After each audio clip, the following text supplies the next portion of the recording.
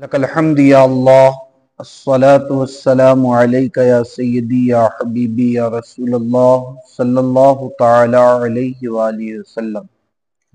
جاں نثاران بدر و احد پر درود، جاں نثاران بدر و احد پر درود،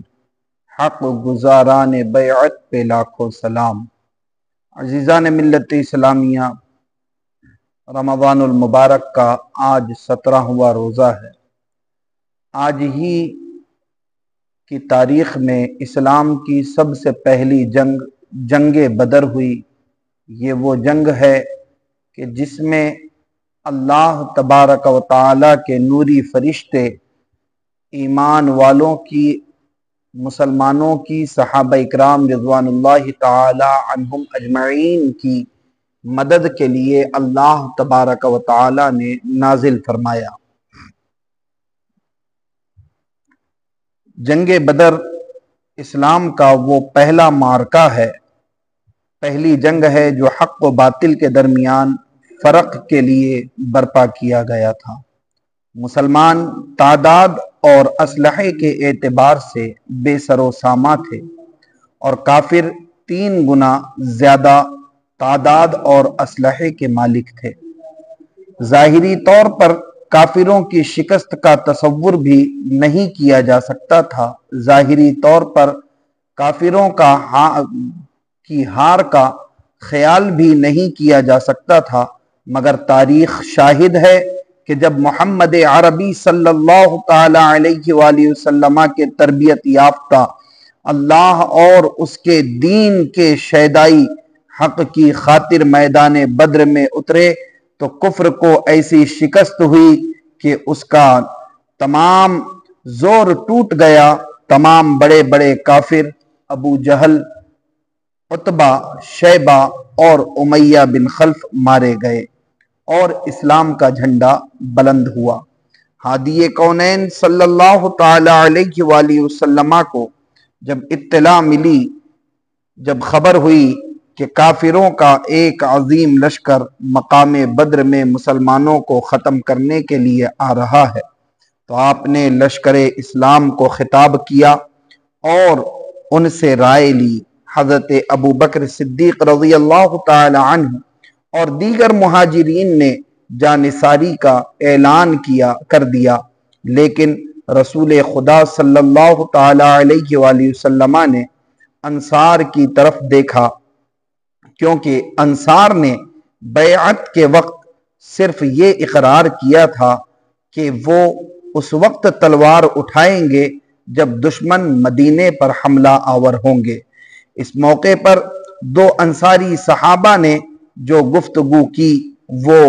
من وعن کتب اور تاریخ کی کتاب میں محفوظ ہے۔ حضرت عبداللہ بن مسعود رضی اللہ تعالی عنہ بیان کرتے ہیں کہ حضرت مقداد ابن اسود نے کھڑے ہو کر عرض کیا، ہم قوم موسیٰ نہیں ہیں جنہوں نے کہہ دیا تھا کہ اے موسیٰ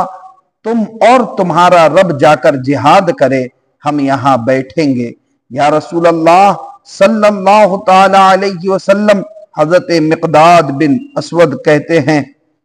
یا رسول اللہ صلی اللہ تعالی علیہ وسلم، ہم آپ کے دائیں بائیں، سامنے اور پیچھے لڑیں گے۔ میں نے دیکھا کہ حضور کا چہرہ اقدس خوشی سے تمتما اٹھا۔ صحابی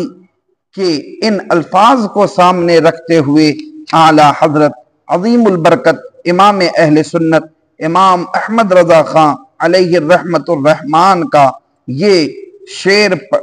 ذہن میں اپنے لائیے کہ گرد ماہ دست انجم پہ رخشہ ہلال، گرد ماہ دست انجم میں رخشہ ہلال،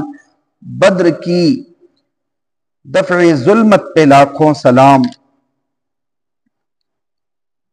ہر وقت صحابہ مدنی چاند کے ارد گرد ستاروں کی مانند رہتے اور یہ کیفیت میدان جہاد میں بھی قائم رہتی۔ حضرت انس رضی اللہ تعالی عنہ سے مروی ہے کہ مہاجرین میں حضرت سعد بن عبادہ رضی اللہ تعالی عنہ اٹھے اور عرض کیا، ہم آپ سے مشورہ چاہتے ہیں یا رسول اللہ صلی اللہ تعالی علیہ وسلم، قسم ہے مجھے اس ذات کی جس کے قبضے میں میری جان ہے، اگر آپ